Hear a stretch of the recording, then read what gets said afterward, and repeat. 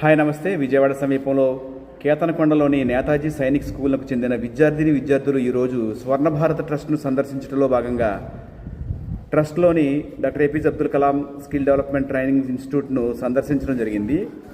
ఈ విద్యార్థులందరూ కేంద్ర రక్షణ మంత్రిత్వ శాఖకు చెందిన సైనిక్ స్కూల్ సొసైటీ ఆధ్వర్యంలో విద్యాభారతి నడుపుతున్న రెసిడెన్షియల్ పాఠశాల విద్యార్థులు.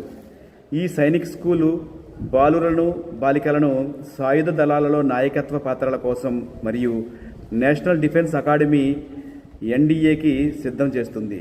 ప్రముఖ వైద్యులు డాక్టర్ సిఎల్ వెంకట్రావు గారు ఈ సైనిక్ స్కూల్కి సలహాదారుగా వ్యవహరిస్తున్నారు. ఆయన ఆధ్వర్యంలోనే ఈ సందర్శన జరిగింది. ఈ సందర్భంగా స్వర్ణ భారత ట్రస్ట్ స్ఫూర్తి ప్రదాత భారత పూర్వ ఉపరాష్ట్రపతి వర్యులు శ్రీ ముప్పవరపు వెంకయ్యనాయుడు గారి చేతుల మీదుగా డాక్టర్ సిఎల్ వెంకట్రావు గారిని సత్కరించడం జరిగింది.